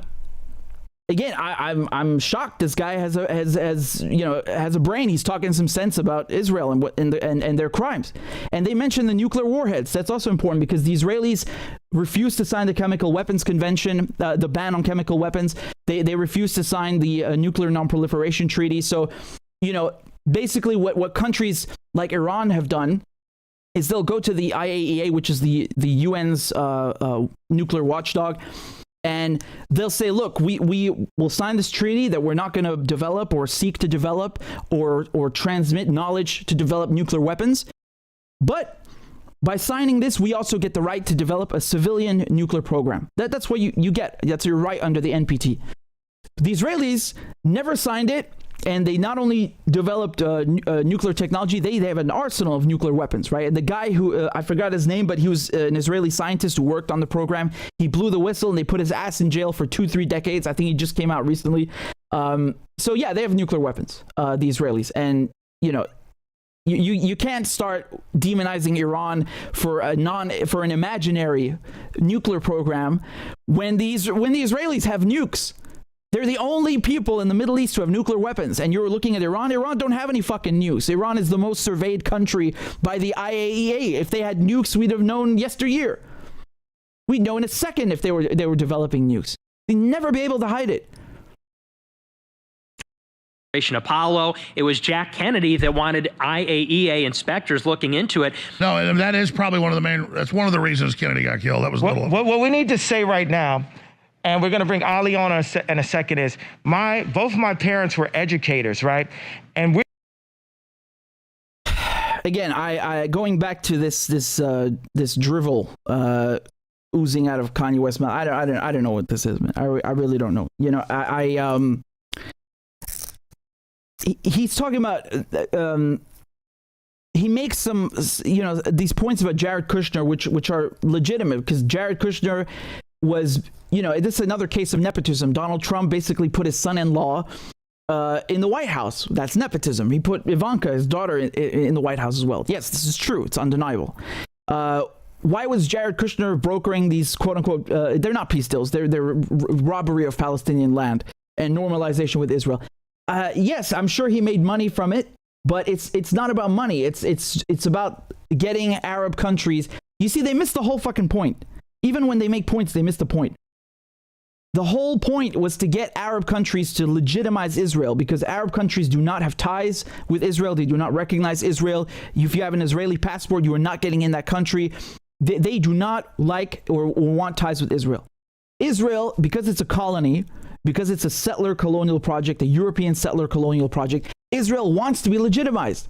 That's why Israel tells Jews worldwide to come and settle there, and they get free citizenship, right? And the reason they do that, and by the way, I want to be very clear, they even did this to the Jews in Syria. They basically, they made every effort imaginable to take the Jews from Syria and put them in occupied Palestine. Take them from Canada and put them in occupied Palestine. The reason they do this is because they want to legitimize the occupation, right? The more people you have living there, the more legitimate it becomes, and harder it is to roll it back, right? Because then someone says, hey, that's Palestine. Say, no, look, there are all these people living here. How can you say it's Palestine? So that you see the problem, and they want Arab countries to recognize them, so it brings them this prestige, right? That yes, we are a real country, we're a UN member state. Guess what, man? Most Arab countries don't recognize Israel. Venezuela doesn't even recognize Israel. Okay, so if you think this is just like people worldwide know what's happening, and the Israelis want legitimacy. That's what it's about. It's not about money. The Israelis actually got so much from Donald Trump. I find this funny that Netanyahu is coming out now, because remember, he's going to be back in office now, Netanyahu, right? As Israeli prime minister, and he's saying that it was wrong for Trump to dine with Kanye West and the other guy over here, and the content aside, what I think is funny is how the Israelis are shitting on Trump, and they did this even before he left office, after everything that Trump gave them, right? I did a video on this channel called I'm paraphrasing. It was something like Donald Trump was the best thing that ever happened to Israel, or was the biggest gift to Israel. Donald Trump was the biggest gift to Israel. It's true. He moved the U.S. Embassy from Tel Aviv to Jerusalem. He said Jerusalem is Israeli. It's the capital of Israel. He said that the Golan Heights in Syria, which have been occupied by Israel since 1967, they're Israeli as well. And these two were illegally annexed, Jerusalem and the Golan Heights. And then Trump did the Abraham Accords, right? The topic that we're talking about. Trump also was heavily involved with Sheldon Adelson, right? Who I think he was the top Republican donor at the time. And they used his shell companies to go after Assange and all this stuff. So he did a lot for the Israelis. And they, as soon as it became clear that he's not going to be president, they were all, AIPAC was like on Twitter, they were insulting him and saying, Trump incited an insurrection and blah, blah, blah. And I mean, I just find that funny. They're shitting on this guy. They used the crap out of him. He did everything, and they stabbed him in the back. It's amusing. Honestly, it's amusing, and it kind of shows you that there's no love in all of this, right? It's straight up like, what can you do for us? Thank you very much. Fuck off. Next guy. You know. But going back to this stuff from Kanye West, I don't know what this is. I'm really done. I'm done. I heard him, you know, yelling, "I love Nazis" for 5 times or something, and I don't know what that is, man. Like, you know, you're exercising the First Amendment. You didn't have anything else, you know, anything better to say? Is that what this is about? You know, you're trying to get the media off your back. You just did the opposite. You just gave them the ammunition they need to take you down further. And you know, he's complaining about how not Jared Kushner, but I think his brother or something, I don't know, Josh Kushner has, you know, he had invested in his ex-wife's business, and he had a bigger share than him, 10 versus 5%. I mean, this was like a dick measuring contest. Oh, that guy has more money than me. Oh, he has a bigger share than me. I didn't even know about that. Okay, so what, man? Who gives a shit? You're stinking rich. What? Who cares? You know, that's what it was about. And then suddenly he jumps to the Abraham Accords, and he doesn't criticize the Abraham Accords because they're a facade, because they normalize Israel and the Israeli occupation. He criticizes it because he has some petty fucking beef with Jared Kushner and his family having more money than him. This is childish. This is ridiculous. And on top of it, you know, I again, like I said, in the US, people throw around the word fascist and Nazi all the time, and they don't even know what it means. In this case, I'm sorry, man, but you just came out and yelled, "I love Hitler" 5 times. What do you think people are going to call you? What? It's disgusting. Even Alex Jones was like telling you to shut up, basically. You know, to laugh off your stuff awkwardly. Christ. And there was another part, by the way, speaking of Christ, in the video where Kanye West says, "Do you know Hitler was born Christian?" Yeah. I can't believe this needs explaining, but Hitler and the Nazis were occultists. You understand the occult, right? Thule Gesellschaft, Vril Society. For those of you who know your World War II history, this is deep shit. You know, if you know what I'm talking about, then you know. These are very secretive occult societies that the Nazis were involved in. I mean, and he's trying to like say, oh, Hitler was a born Christian. What the fuck are you smoking, man? Are you high? You know, the Nazis at one point, they even wanted to replace Christmas with some pagan shit. It couldn't go through with it because the Germans wouldn't have accepted it. Yeah, I love how that's like the red line at the time. Like, you know, we could do that, but not this. But it basically did not have enough popular support. But yeah, they were heavy occultists. It's not a secret, man. It's not like a, you know, you don't have to dig that deep. This is well known. And all the you know, the Norse mythology that they were into, you know, the SS runes, victory runes, it's all over. The insignia, the emblems, the rituals, the marches. Come on, man. This is 101. It's the first fucking thing. Nazis are occultists. They use all of this Norse mythology in their stuff. They, you know, Vril Society, Thule Gesellschaft. How do you not know this, man? You claim to love Hitler. You don't know anything about him. You don't know jack shit. Like, this guy's ignorant as hell. And why are you saying that anyway? What do you love about him? If you actually knew what the Nazis did and what Hitler was, you would. There's nothing redeeming about that. Because his point is that, well, everybody has some good in them. No, they don't. They fucking don't, man. There's nothing redeemable. There's nothing redeeming about Hitler. End of story. It's like, you know, it's like a child who watched, you know, like 5 minutes of a documentary and suddenly like blabbing, and pathetic, really, really pathetic, man. I'm sorry, this is too much. It's too much.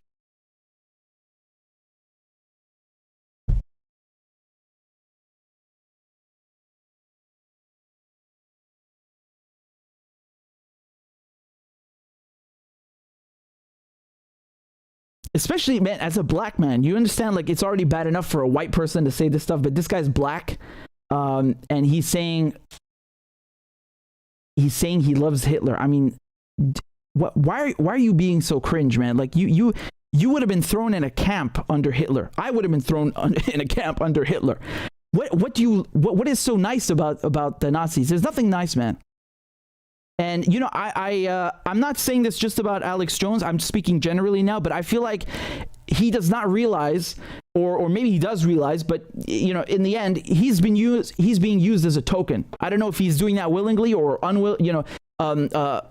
or unwittingly, but when he is invited to the White House by Donald Trump doesn't give a fuck about you, man. You're just a black guy that they're using to legitimize their agenda. Say, hey, look, we're not racist. We're not this and that. We're not whatever XYZ we're being called today in the media, right?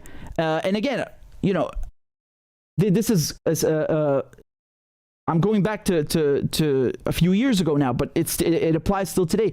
You know, he's basically letting people use him as a token because he's black, and he does not see that. And I don't understand what he's trying to accomplish. Yes, the media, they like to go after people. That's true. Yes, you know, the banks have a lot of power. Yes, okay, you got people in these sectors who collude with each other. Yes, but why do you have to make it about, you know, a certain faith? Like say that it's the Jews. No, it's not the Jews. It's the capitalists. You got all fucking forms of Zionists and capitalists, right? Biden himself, he said, I'm a Zionist, right? He's a Christian Zionist. But he doesn't criticize Zionism. He doesn't go after the real issues. He doesn't criticize the Israeli occupation. He says, look what they're doing to the Palestinians. No, it's just about the money. Oh, Jared Kushner made more money than me. What are you, a child? I'm sorry, man. You lost everybody with this. You really lost everybody. Maybe you had some good points, maybe, but most of the stuff I heard, and I'm not just talking about this video, most of the stuff I heard was completely whack. And you lost everybody with this, man. You went too far. This is too much. There's nothing constructive or, you know, stimulating about what you're saying. You can make these points, whatever you're saying about the, you know, big power centers. So when we talk about power centers, who are we talking about? Corporations, banks, the media, the intelligence agencies. These are structures that even outside the U.S., right? You go to the UK, these are the same structures that wield so much influence internally and overseas. Yes, but it's not confined to one group, right? Or one religion. It's just not. It's not, man. So, you know, I think he lost everybody with this stuff, and you know, Adidas dropped him, so he had a deal with Adidas because, I mean, he's primarily a musician, but you know, like most musicians, he went and did other deals, right, with clothing lines and stuff, and they dropped him.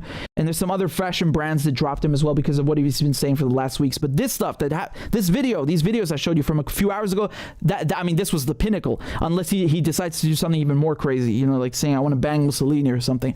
I mean, this is too much, man. You went too far. I'm sorry. No.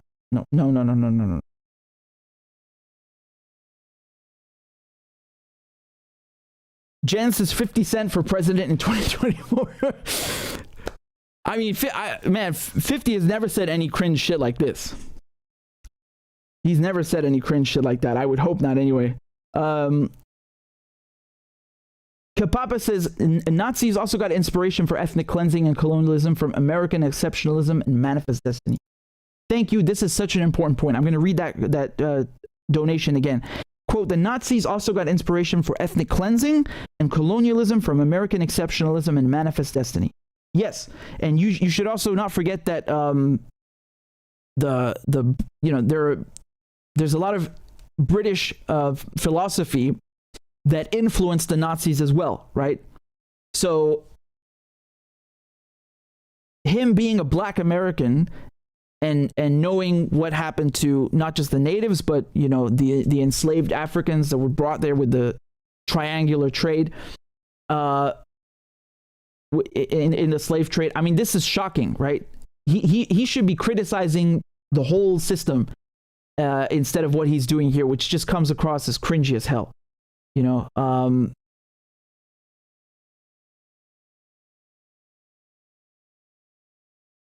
And it's true what you just said, that the Nazis, they drew inspiration from segregation, from the treatment of the native population in the US. Yes, that's absolutely true. And you know, that is shocking, man. That is shocking, but at the same time it's not surprising when you know the history. And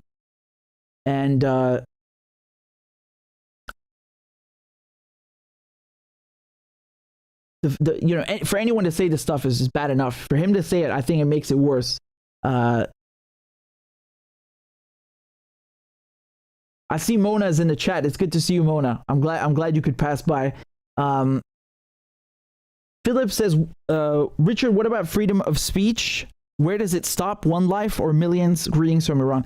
Well, look, man, I have perhaps like I said just a few minutes ago, I have maybe a different view on this. Now, obviously, the censorship hysteria in the U.S. is too much. It's not just the U.S. It's really in most of the West now that, you know, oh, you said something we don't like, we're going to take away your money, we're going to take away your YouTube channel, we're going to take away this and that. And they're doing it so much now that, you know, they're going after anyone who they don't like. And it's unfair and it's not correct and it's wrong. But yeah, and that should be criticized, right? That should absolutely be criticized. It's crazy now that the people who push the most for this censorship, are actually journalists, right? Who work at CNN, who work at all these outlets. They're the ones saying, like, yes, you should have corporations like Apple and Twitter and Facebook. They're the ones who should be, working with the state to combat, misinformation and disinformation. That's their excuse, right?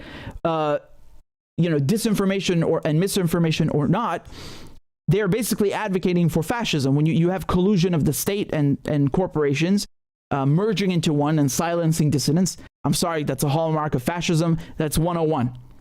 Now, with that said, just because you in the United States you have a First Amendment, it doesn't mean you have to go and start saying every single fucking thing that comes out of your brain or comes across your mind and say dumb shit like what Kanye is saying, like, oh, I love Hitler. What the fuck is that accomplishing? You're just digging yourself into a deeper hole. And like I said, I in Europe, in Germany and Austria, they have very, very specific laws against this kind of stuff. You can't just go around doing, Nazi salutes and carrying Nazi flags and saying this kind of shit, because that specifically in those places, that's where the Nazis were in power and where they persecuted people. Okay, so I think especially in those places, you need to have those laws.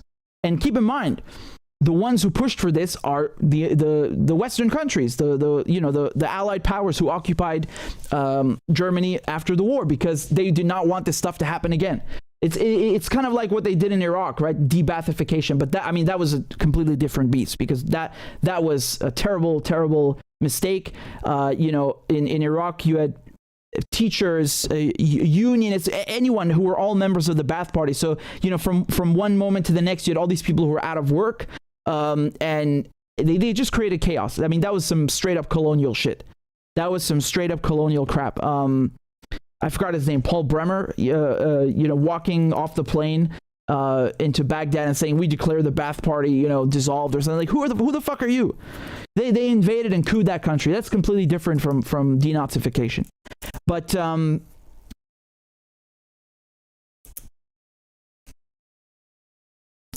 again, just going back to your question, I don't see. I know there are people who are going to look at what Kanye is saying and say, "Wow, this is so good for free speech." It's not really. It's again, you can find a compromise between like we don't have to behave like CNN and ban everybody that you disagree with. That's not good. At the same time, we don't have to let people just run around and say I love Hitler and start waving Nazi flags. Surely there's something in the middle, right? And like I said, I think the reason you have people so not everyone, but the reason you have this mentality that, oh, it's okay to do this, it's okay to do what Kanye just did, it's because people don't grasp how bad the Nazis were. Okay, they did not grow up in an area or with friends or with family or acquaintances who suffered under the Nazis, so they have a completely different understanding of World War II. They think it's they don't understand how bad it was. That's what I'm trying to say. So I really don't know. It's It's crazy. It's crazy. And I know people are saying, well, he's mentally ill. He has bipolar. No, man. That's not. I don't find that that's not okay. Because you're basically saying everybody who has mental illness is like gonna go and say I love Hitler. No, that's ridiculous. And if that is true, he should. People should be trying to help him, not bring him on and say this shit. I don't know. It's not healthy.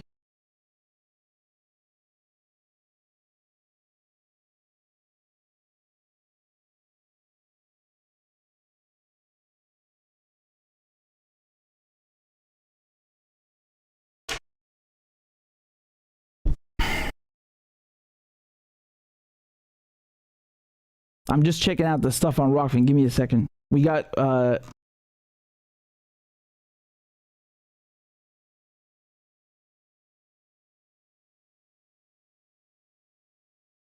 this is a very kind comment from Mahad. Says, Salam Richie, I just want to say a big shukran. You helped cleanse my mind of all the Western mainstream media brainwashing back in 2020 and helped me truly an independent thinker. So for that, I am very forever indebted to you. Thank you so much. At first I disagreed, but later I realized you were 100% right about Mehdi Hassan. Fuck that sellout, and it's always fuck Israel. Barakallah feek, akhi. I appreciate that very much. I mean, look, Mehdi Hassan aside, that he does some good stuff about Palestine, but the rest of the stuff, I don't know. It's just he basically went, I think he got U.S. citizenship. He moved to the U.S. and he just kind of sounds like every person on CNN. Every day is like, oh, the Republicans. Yeah, okay. So what? They're worse than the Democrats? They're the same shit. Come on. He should know that, right? Like, he's a smart guy. I would expect him to know that. But that was a very kind comment from you. I appreciate that very much. And it's very, very heartwarming to see that.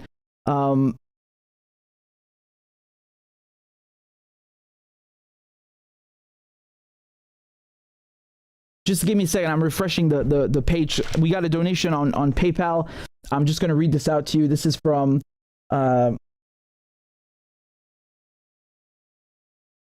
Dolores. There's no comment, but thank you, Dolores. I appreciate that. And we've got one from Marissa. Marissa says, "Yikes! It's getting worse by the second." I'm assuming you're talking about the Kanye West stuff. Yeah. Again, look. Maybe in America, this shit flies, but I'm sorry, in the places where the Holocaust happened, you can't say this stuff, man. It's no. I don't know what the solution is to this, man, because people, you'll have people that say, well, he should be put in jail, and then you have other people say, no, this is freedom of speech. I don't know if the guy should, I think he needs psychiatric help before jail. Let's put it that way. But I'm not used to this, man. I don't think this is okay. Even Alex Jones was creeped out by this. He's telling him, like, my family fought against the Nazis in World War II, and Kanye is like pushing. No. I love Hitler. What is wrong with you, man? What is wrong with you? Like, I understand you feel that maybe the media are after you. Fine, but tackle that appropriately. What you handed them more ammunition against you. You did the dumbest shit you could possibly do, and you kind of like the thing that he did here is basically people have been calling him anti-Semitic for weeks, and he just basically confirmed it for them. Why would you do that, man? Why would you do that? You screwed yourself. You shot yourself in the foot. This is so dumb. Not to mention that the stuff you're saying is ridiculous. It's outrageous. Ay.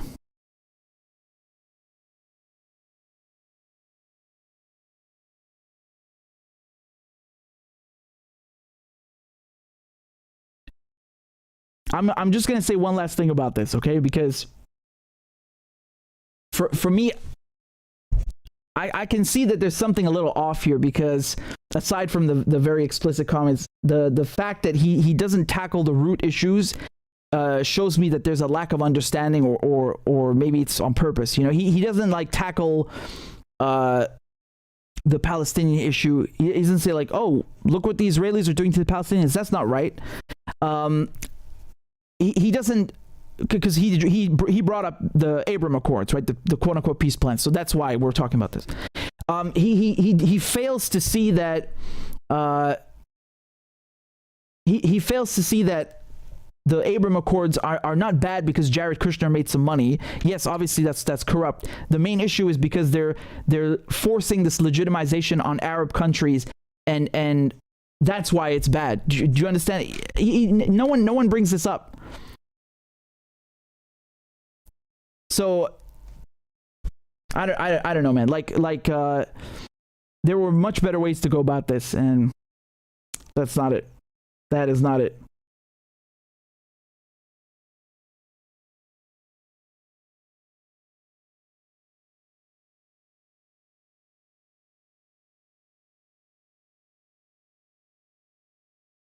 Here, let me show you some of this bullshit. You have a rail strike that was planned in the U.S. by rail workers. It was supposed to be nationwide, and I want to show you how these people in Congress are such scabs and union busters. They're very insidious and clever about it, right? So, you know, they started coming out and saying, "Oh, this is terrible. We can't have the workers striking because, you know, it will bring the economy to a grinding halt." That's something Pelosi said. And you know, CNN were doing, you know, this like daily brainwashing bombardment about it, saying, "Oh, this is terrible for the economy. We're going to lose billions of dollars." Yeah, that's sort of the point, man. No, you know, they're not trying to hurt the country. They just want you to listen. So here's what they did. Congress basically intervened. I think this is the 18th time they've done it in history. And they imposed a new agreement on the rail workers. Okay, so they were asking for more sick days, higher pay, you know, the basics. And Biden told Congress to step in and prevent the rail strike. And this is how they did it. So let me show you this.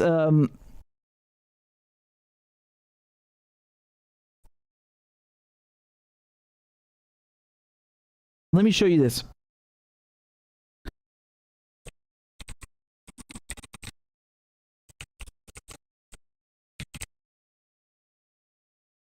This is from Associated Press.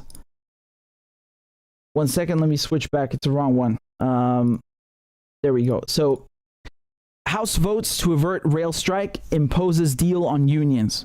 So, the U.S. House moved urgently to head off the looming nationwide rail strike on Wednesday, passing a bill that would bind companies and workers to a proposed settlement that was reached in September, but rejected by some of the 12 unions involved. The measure passed by a vote of 290 to 137 and now heads to the Senate. And if it's approved in the Senate, Biden will sign it, and he most certainly will. All right. So what does this agreement entail? Basically, over the next couple of years, they're going to give them a raise. Okay, so if I'm not mistaken, there's an $11,000 payout right now, and they're going to give them, in the Washington Post, they set it out pretty clearly. Here it is.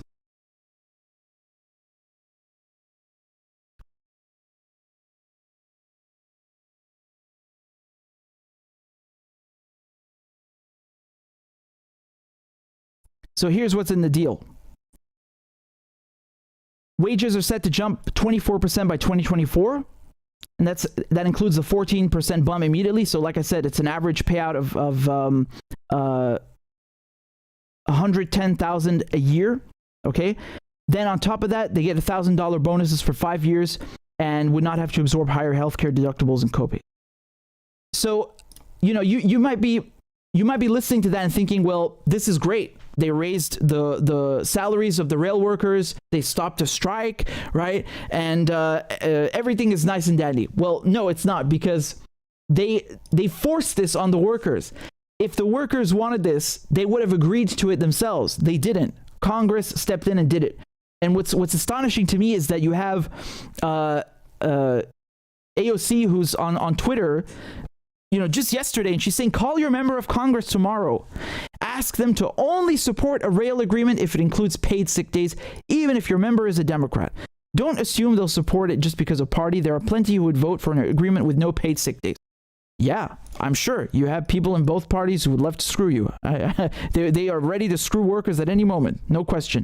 And then after she votes in favor of this imposed agreement on the workers, she comes on and says, oh, last time we stood with Teamsters, a local 202, we stared down a national food crisis over resistance to a $1 raise, and back then the railroad workers stood with us. They turned trains around not to cross a picket line. We won then and we can win now. Let's get these sick days. And so she's drawing comparison between rail workers and 202, and I don't even understand that, because those are completely different sectors, first of all. But she basically gave her consent to fuck the workers and impose this agreement on them, and then posts these videos on Twitter claiming that, oh, I'm behind all of you guys, and you guys need to go call your congressperson. I guess nobody called you then, huh? Maybe not enough people called you, AOC. That's why you voted for this shit. I think the only person who didn't vote for this is Rashida Tlaib. The other quote unquote progressives, very progressive, they all voted for this. Ro Khanna, Jayapal, AOC, and it's disgusting because, like I said, they wanted to make sure that the workers are not the ones who are choosing their own path. They're not given the choice of going on strike, and this is imposed on them. And you might be thinking, well, how does this work without the leadership? That's the thing. The leadership of the unions, man, this is a very delicate dynamic that we're talking about. You have many times where the leadership of a certain union sector, they agree to something that the members of the union, the ones who are actually in the union paying their dues and doing the labor, do not agree with. So based on what did they suddenly say that, oh, this is okay for all of them? It's not. They wanted much more than this. I want to show you this tweet here from Colin. He said that the fact that Congress can interfere in a labor dispute is troubling. Democrats have sealed the deal that they are no longer the party of the working class. This is part of the reason why MAGA exists. They will pay for going against workers in 2024. I mean, look, man, I don't know about MAGA. I know Trump he pretended that he's a populist. It's all bullshit. But certainly, I think a lot of people are defecting from Democrat to Republican because of stuff like this. And I'm not saying that Republicans are better, and Colin is not saying that either. But Democrats certainly don't give the impression that they care, right? And people all over Twitter are aware of this, right? So this person said AOC voted to snatch the right to strike from rail workers after tweeting this classic progressive Democrat move. Say they've got the workers back right before sticking a knife in it. Here's the excuse they gave, right? So people were like, hey, why did you just impose this contract on rail workers? And this is the excuse she gave. She's saying now that they voted for this because they know the Senate is going to kill it. Okay? So she's saying that she's responding here to this tweet where they say the unions wanted the Progressive Caucus and the Squad to vote the way they did so they could fight it in the Senate. You can disagree with that strategy, but it's the one the union settled on. No, the union leadership settled on, maybe. Then AOC says, yes, and not just national leadership either. We followed the strategy ask of our local unions. Yeah, and again, she brings up 202 and all this stuff. So guess what? Guess what just happened in the Senate, right? Their brilliant strategy. The Senate fucking passed it. Well done. So you screwed it and then screwed it again. The Senate passed it. The Senate agreed just 3 hours ago and voted in favor of this. So how did you fight this agreement in the Senate exactly? You didn't. You didn't at all. Now it's going to go to Biden's desk and he's going to sign it. So you snatched away the opportunity for the strike. You lied about why you did it. You try to bullshit people and pretend you're on the union side. This is disgusting. This is disgusting. Here's another tweet. This person said the time to fight was before the vote. Before the vote. Posturing now is disingenuous and insulting to the working class in America. Do you see how they move like snakes? Do you see how they move like snakes? They get the media to whisper in your ear, oh, don't go on strike. No, don't strike. Don't strike. It'll cripple the economy. Oh, No, it's not, you know, like giving the army 800 billion to fucking bomb, you know, 20 countries. That's okay. That money, we can spare that. But if you go on strike where, oh my God, we're going to lose like 2 billion a day, well, we can't afford that. You know the Pentagon has been audited, I think 5 times now, and every single audit was failed. That means they don't know where the money's going. The Pentagon is like a black fucking hole that sucks trillions of dollars, and the government doesn't even know where the money's going. I can tell you where it's going. You don't need to audit the Pentagon. I can tell you, me, Richard Medhurst, that money is going towards drug deals, towards arms sales, towards arms purchases, towards CIA fucking budgets and embassy coffee. That's where that shit is going, man. That shit is going to the spooks. That shit's going to the bombers. That shit's going to the paramilitaries. That's where it's going. You don't need to scratch your head. That's where it's going. And apparently that's an acceptable loss. That's an acceptable use of American dollars and taxpayer dollars. But, you know, going on strike, oh, that's too much of an inconvenience. That's the fucking point, man. I mean, look, you know, we're not talking about small fries here. This is a nationwide strike. And unfortunately in the US, they don't have the mentality anymore of going on strikes, because in the UK, it's a lot more common. In France, it's even more common. And I'm not, again, obviously it's inconvenient, but that, you know, this is the only power that workers have. They don't have any other tool. And when they keep getting fucked by you know, the people on the top, they have to do it. They have to do it. The way you would prevent the strike is to accept the workers' demands, not block them from striking by imposing an agreement on them.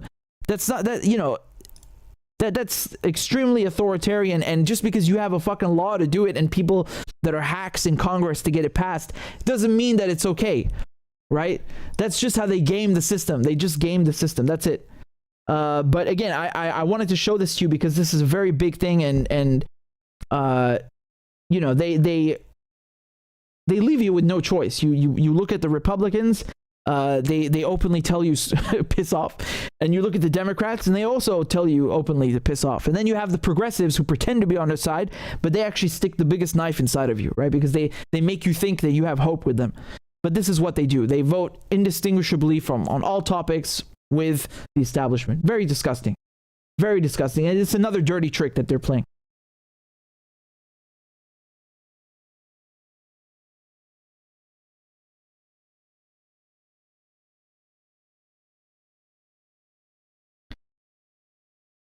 Give me just a second.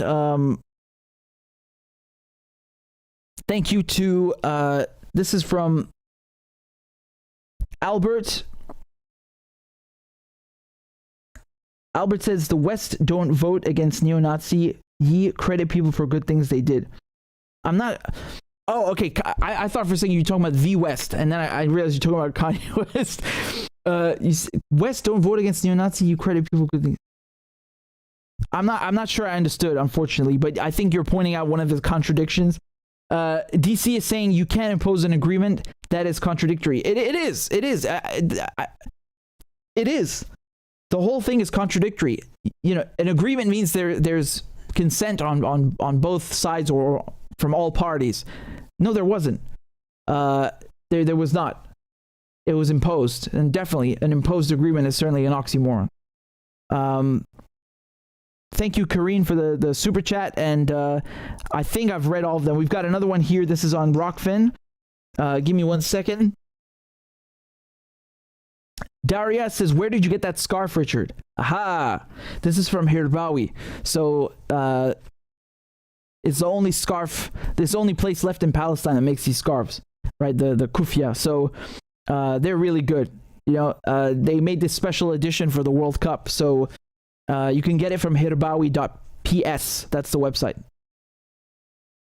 I'm glad you liked it. I'm assuming you liked it. So, thank you. I saw a lot of nice comments in the chat, so I appreciate it. There were some more donations on PayPal. Let me just read them for you quickly. This one is from Andrew. Andrew says, keep up the great work. Thank you very much. And we got one here also from Jane. I don't see any comments or questions or notes, but thank you very much, Jane. I appreciate that. And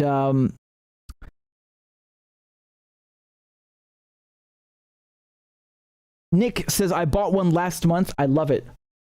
You got this one too? It's brilliant. It's brilliant. You guys should support them because they really work hard. They make great stuff.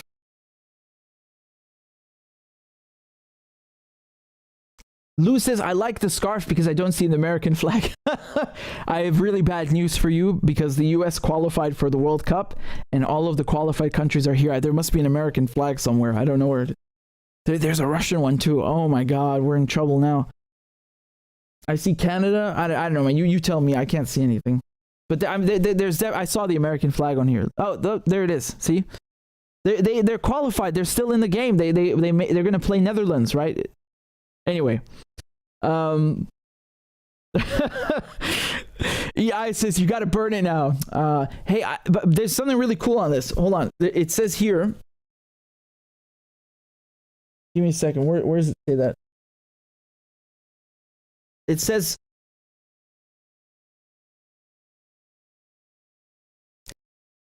Enjoy World Cup 2022. Don't forget Palestine. That's what it says here. I love that. I love that. It's very good. Very cool. Now, this is art. This thing is art. I mean, I'm in love with it. I'm so in love with it. It's amazing. Wow. Look at that. That's just fucking gorgeous. Come on, man. This is art. I love this. Wow. Brilliant, brilliant, brilliant.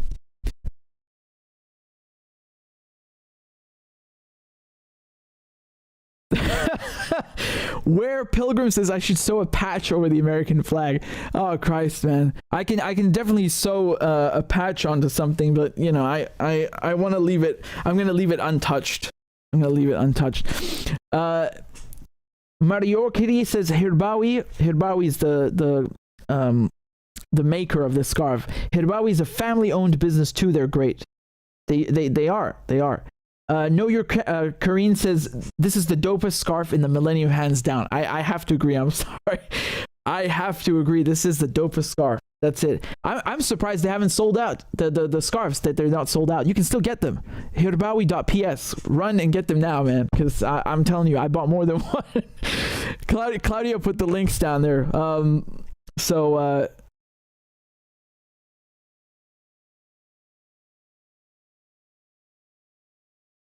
Highway Runner says, we love the United States. Great culture.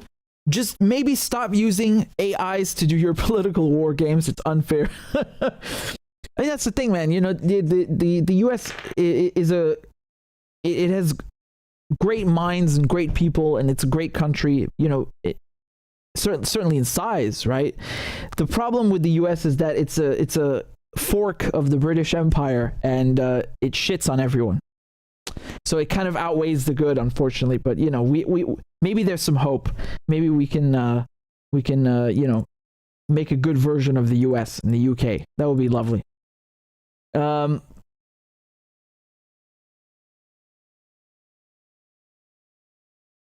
again, I'm going to ask you guys in the comments, who are you supporting in the World Cup if you're watching? And I want to ask you something. I want to ask you something. Are you actually watching the World Cup for the first time? Are there any of you who like this is your first time watching football? Because I really think if you don't watch it, you will enjoy it very much. It's, again, the World Cup's only once every 4 years, so it's a special thing. It's very special. We got Morio Kitty saying I'm supporting Morocco. I'm just reading all the countries that you guys are supporting: Poland, Morocco, Japan, England. Japan. Whoa, it's going too fast now. Serbia. Messi time, so Argentina. Portugal. Morocco. Korean Americans, so both. Michael says, I support Mars, and no, I'm not watching. I don't care for football. We've got Iran, Brazil, Japan, Australia, New Zealand. Yeah, I mean, I don't think New Zealand qualified. It was Australia that qualified. But yeah, oh, there's a flag. Morocco is so good, man. They did great. They did great. Wow. Well done. So I wanted to talk to you about some more stuff to do with gas and oil, but let's leave that for next time, man. I think we had a great stream, and I appreciate all you guys tuning in. Besides, I don't want to wake up too late. We have matches to watch tomorrow, so it was so good because last week it was at 10 in the morning till 8 in the evening. They have matches every day, but now you still have 4 matches now, but it's they take place simultaneously. Anyway, thank you guys for tuning in. I appreciate it very much, and if you would like.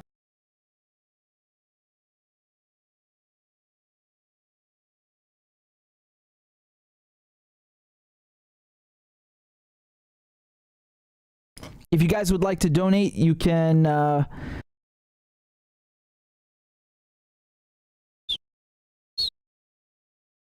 on, I'm switching back. I don't know if you can still hear me or not. I think you can hear me now, but I don't know. I think I was muted during the donation screen. Anyway, I'm just going to leave the QR codes up there, whatever. Many of you guys send donations on PayPal and Rockfin and YouTube, so I appreciate that very much. Thank you. And everything will be up later. Take care. Masalami, and bye-bye. Oh, you guys are saying bring back the alphabet. The one with Joe Biden? Hold on, man. I don't think I have any of that. Give me a second. Let me see if I can hook you up with a crab dance. You guys have been asking me for a crab dance all night, man. I didn't see anybody sign up on Patreon. So you want me to play crab dance, you got to sign up on Patreon. That's the deal. Claudia told me never to back down, so now I'm gonna be firm about this. I'm gonna be firm and sparse with the crab dance. Give me a second. Let me find this goddamn thing.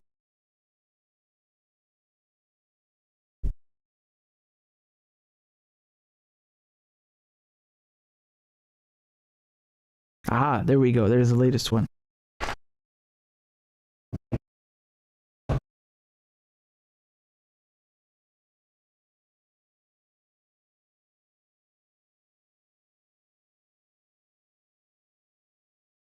Okay, give me a second.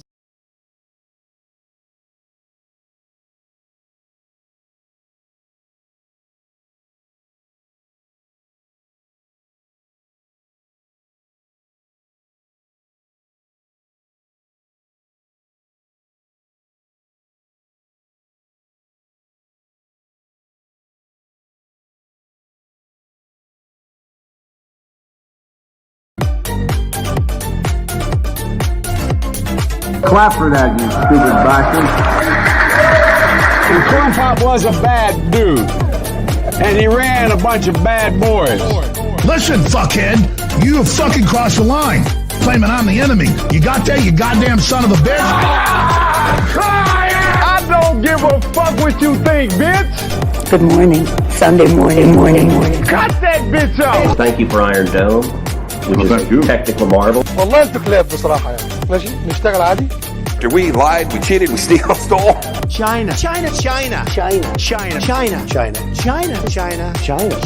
And you ain't black. There's always the macro and then there's the micro.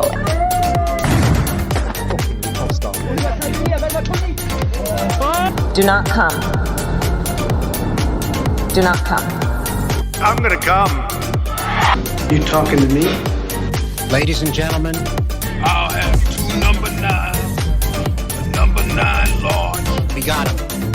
I put myself, I know it's not. I've fallen and I can't get up.